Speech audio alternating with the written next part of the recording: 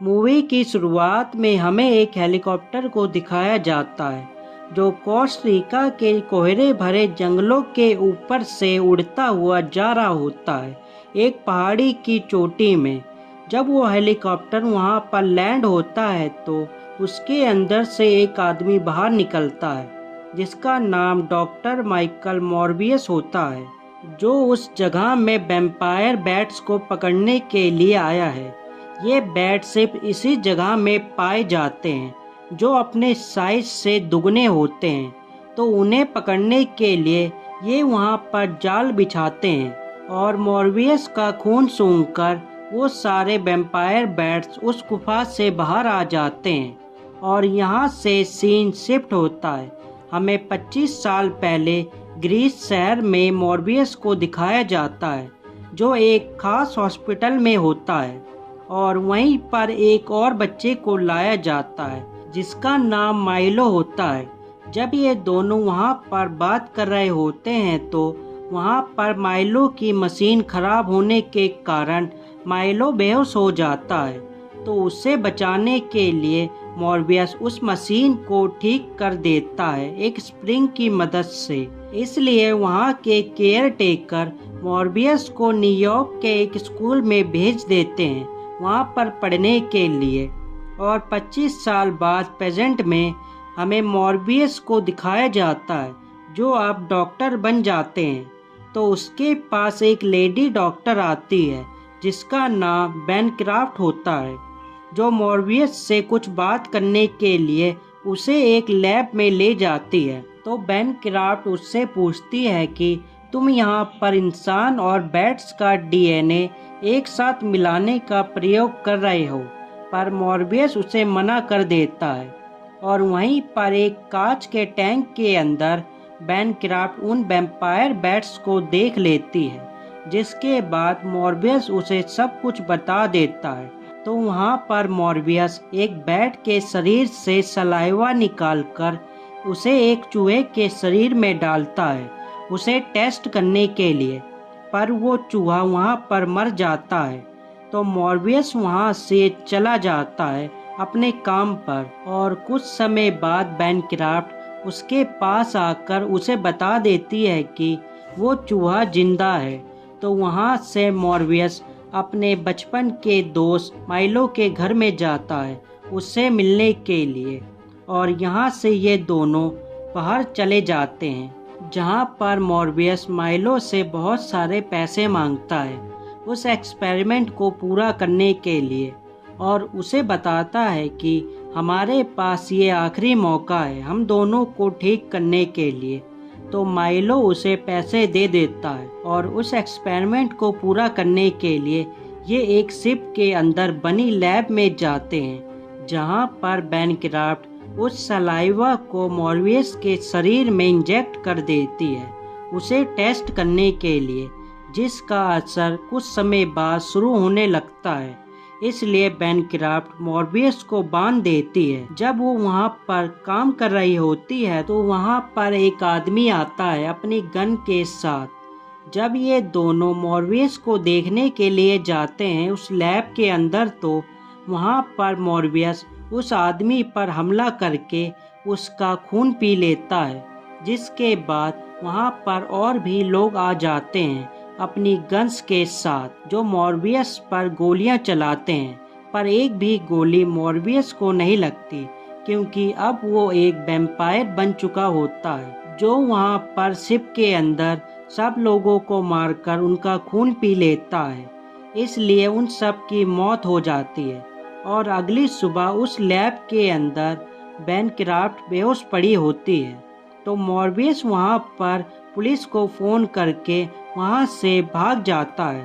तो वहाँ पर पुलिस आकर वहाँ की छानबीन करती है और बैनक्राफ्ट को एक हॉस्पिटल में ले जाती है। जब मॉर्बियस अपने लैब के अंदर जाता है तो वो वहाँ पर ठीक से चल भी नहीं पाता, इसलिए वो वहाँ पर आर्टिफिशियल खून पी लेता है, जिसके बाद उसे अपने शरीर में एक अलग ही शक्ति महसूस होती है और वो उस कांच के जार के अंदर चला जाता है जहाँ पर पहले से बहुत सारे बैट्स होते हैं। वो उसे कुछ भी नहीं करते। तो और टेस्ट करने के लिए मॉर्बियस बिना खून पिए बहुत देर तक रहता है, जिस कारण उसे अपने शरीर में कमजोरी महसूस होती है। तो वहाँ पर उसका दोस्त माइलो आकर उसे आर्टिफिशियल खून दे देता है, जिसे पीने के बाद वो ठीक हो जाता है। तो माइलो भी उसके जैसे बनना चाहता है, पर मॉर्बियस उसे अपने जैसा बनाने से मना कर देता है और उसे वहाँ से भगा देता है। जब मॉर्बियस एक हॉस्पिटल से आर्टिफिशियल खून लेकर जा रहा होता है तो वहाँ पर 2 पुलिस वाले आकर उसका रास्ता रोकते हैं उसे पकड़ने के लिए, पर मॉर्बियस वहाँ से भाग जाता है उस हॉस्पिटल की छत में। पर वो पुलिस वाला उसे पकड़ लेता है और उसे एक जेल के अंदर ले जाया जाता है, जहाँ पर उससे मिलने के लिए उसका दोस्त माइलो आता है, जो उससे कहता है कि तुम अपनी असलियत कबूल कर लो। तो ये कहकर माइलो वहाँ से जाने लगता है, वहाँ पर उसके लिए आर्टिफिशियल खून छोड़कर, और वहीं पर माइलो अपनी स्टिक भी छोड़ जाता है, जिससे मॉर्बियस को पता चल जाता है कि माइलो भी अब वैम्पायर बन गया है। तो मॉर्बियस भी वो जेल तोड़कर बाहर चला जाता है माइलो के पास, जहाँ पर इन दोनों के बीच में लड़ाई होती है और ये लड़ते हुए जमीन के नीचे बने सबवे में चले जाते हैं, जहाँ पर माइलो कुछ पुलिस वालों को मारकर वहाँ से चला जाता है उनका खून पीकर। तो यहाँ पर उन दोनों के बीच में लड़ाई होती है, पर मॉर्बियस माइलो से नहीं लड़ना चाहता, इसलिए मॉर्बियस वहाँ से उड़कर चला जाता है। जब एक क्लब के अंदर माइलो बैनक्राफ्ट से मिलने के लिए आता है तो वहाँ पर उसकी लड़ाई कुछ लोगों से हो जाती है। जब वो लड़के उस क्लब के बाहर आते हैं तो माइलो उनको मारकर उनका खून पी लेता है, और अगली सुबह जब वहाँ पर पुलिस आकर सीसीटीवी कैमरा चेक करती है तो उन्हें भी पता चल जाता है कि ये मॉर्बियस नहीं है, ये कोई और है। और लैब के अंदर मॉर्बियस और बैनक्राफ्ट एक दवा बना लेते हैं जिससे माइलो को मारा जा सकता है। इसलिए मॉर्बियस माइलो को ढूंढने के लिए उसके घर में जाता है, तो वो वहाँ पर नहीं होता, पर मॉर्बियस बैनक्राफ्ट की आवाज़ सुन लेता है जिसे माइलो मार रहा होता है। तो जब मॉर्बियस उड़ते हुए बैनक्राफ्ट के पास पहुँचता है तो वहाँ पर बैनक्राफ्ट घायल पड़ी होती है। तो मॉर्बियस की कुछ खून की बूंद बैनक्राफ्ट के मुंह में चली जाती है, जिसके बाद बैनक्राफ्ट उसे उसका खून पीने के लिए कहती है। तो मॉर्बियस उसका खून पी लेता है तो उसके अंदर ताकत आती है और वहीं पर माइलो भी आ जाता है। तो उन दोनों के बीच में वहाँ पर लड़ाई होती है और वो दोनों लड़ते हुए उस बिल्डिंग से नीचे गिर जाते हैं, जहाँ पर बहुत सारी सुरंग होती है।